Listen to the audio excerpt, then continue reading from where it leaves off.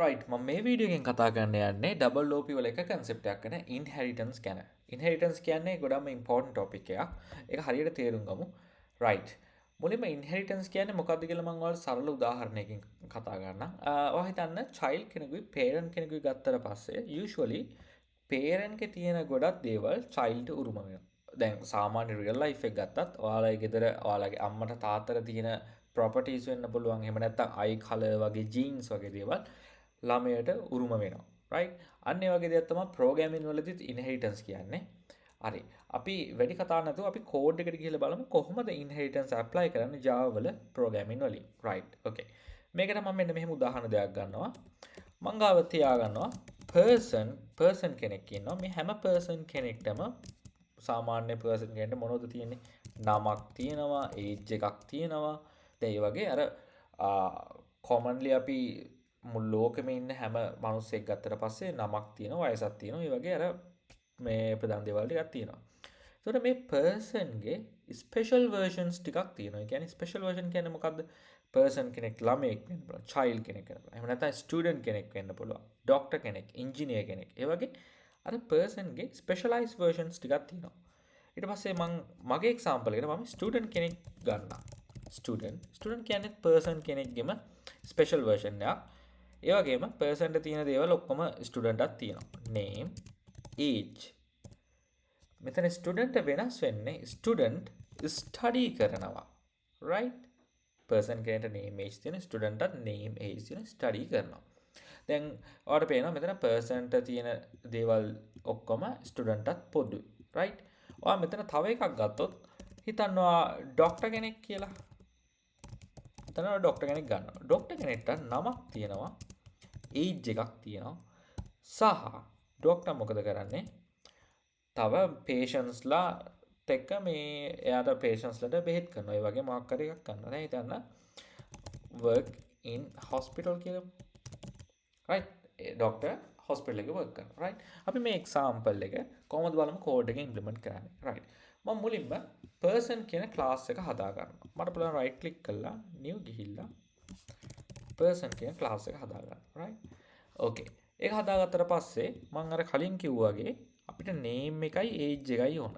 මෙතන string name age එකයි මට ඕන. right? okay. දැන් මේ person class එක අපි හදාගත්තා. දැන් අපිට ඕන student class එක. ඒකේ name, age, study තුනම තියෙනවා. right? okay. මම right click කරලා new ගිහිල්ලා මම student class එක මෙහෙම හදාගන්නවා. right? okay. දැන් මම student class එකේදී මම කිව්වා අපිට දැන් Java වලදී වගේ අපි ගොඩාක් languages වල avoid කරන දෙයක් තමයි එකම දේ නැවත මේ type කරන කියන්නේ ආයෙ අපිට ඕනේ නැහැ input කරන්න. දැන් උදාහරණයට name age දෙක input කරන්න ඕනේ නැහැ. මම කියලා දෙන්නම් කොහොමද person ගේ තියෙන දේවල් student එන විදියට දාගන්නේ කියලා. right? අපි මෙතන study කියන්නේ මෙතන method එකක්. කියන්නේ අපි study කරන දෙයක් නේ. අපි මේ method එක මුලින්ම අපි දැන් හදාගෙන ඉමු. public void. ඔයාලට මෙතන කැමති විදියට මේක හදා ගන්න පුළුවන්. මම මෙතන නිකන් study කියලා දෙනවා. student right studying කියලා දෙනවා. right. දැන් මම කියවනේ person ගේ specialized version එක student කියලා දාලා person එක තියෙන ඔක්කොම student ගන්න ඕන අපි. ඒක ගන්න හරිම සරලයි. අපිට Java වල තියෙන්නේ public class ඊට පස්සේ class name එකෙන් පස්සේ extends කියන keyword එක දාලා person කියන එක දාන්න මෙහෙම. right. එතකොට දැන් ඔයා මේ student object හදන හැම තැනකම ඔයාලට person ගේ තියෙන fields access කරන්න පුළුවන්. උදාහරණයක් මම ඔයාලට කරලා පෙන්නන්නම් දැන්. දැන් අපි main එකට යමු අපේ main method එක ඇතුලේ. දැන් මම හදාගන්න student කෙනෙක්. student new student කෙනෙක් හදාගන්න.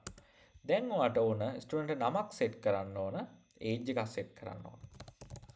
student.name. ඔයාලට පේනවා මේ name කියන එක අපි student මේ class එක ඇතුලේ නෙමෙයි අපි දැම්මේ. අපි එක දැම්මේ person එකේ. right? ඔයා name කියලා දාලා John Doe student.age අපි කියමු 15යි කියලා. right දැන් බලන්න ඔයා මෙතන මේක අපි මේ ස්ටුඩන්ට් කියන ක්ලාස් එක ඇතුලේ name age කියන දෙක අපි දාලා නැහැ. අපිට පේනවනේ නැහැ. right අපි මෙතන person එකේ තමයි තියෙන්නේ. දැන් මම කියන්නේ person එකේ තියෙන හැමදේම ස්ටුඩන්ට්ට අයිති වෙනවා. ඒ නිසා තමයි අපිට ස්ටුඩන්ට් ගෙන් name එකයි age එකයි access කරන්න පුළුවන් උනේ. right හරි. දැන් මේක දාලා මම මෙන්න මෙහෙම දෙයක් කරනවා මෙතන. මම මෙතන නිකම් study නැතුව මම කියනවා මේකේ නම name plus is study.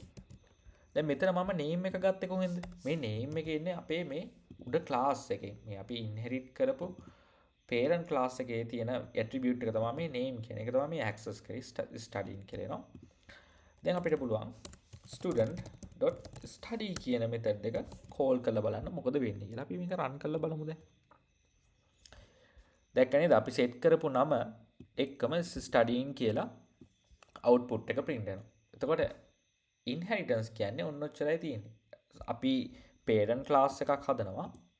A parent class එක අපිට ඕන child classes වලින් අපිට මේ ඒක inherit කරන්න ගන්න පුළුවන්. දැන් උදාහරණයක් student එක person ගෙන් inherit වෙනවා. right? එතකොට student person ගේ ඇතුලේ තියෙන methods ඇයි හැමදේම දෙනවා. උදාහරණයට person ගෙට අපි දැන් තව දාමු මේ method ටිකක් public void eat කරන්න පුළුවන්. එතකොට අපි දාමු ඒකේ මෙහෙම eating කියලා. ඊට පස්සේ sleep කියන්න පුළුවන්. sleeping. දැන් ඔයාලට මෙන්න මේ person ගේ ඇතුලේ තියෙන fields විතරක් නෙමෙයි ඔයාලට මේ methods පවා student ගේ මේ අපි හදාගත්ත object එකෙන් access කරන්න පුළුවන්. දැන් උදාහරණ study කියලා තියෙනවා. student. ඔයාලට මේ eat කියලා දෙන්න පුළුවන්. student.sleep. ඔයාලට මේ person ගේ තියෙන හැම එකක්ම මේ student object එක හරහා access කරන්න පුළුවන්. inheritance through. ඔයාලට බලා ගන්න පුළුවන් output එක හරියට එනවා. right ඉතින් ඕක තමයි inheritance සරලවම මොන හරි ප්‍රශ්න තියෙනවා නම් comment section එකේ දාන්න අපි ඒ ගැන කතා කරමු. එහෙනම් ඊළඟ වීඩියෝ එකෙන් හම්බ වෙනකම් goodbye.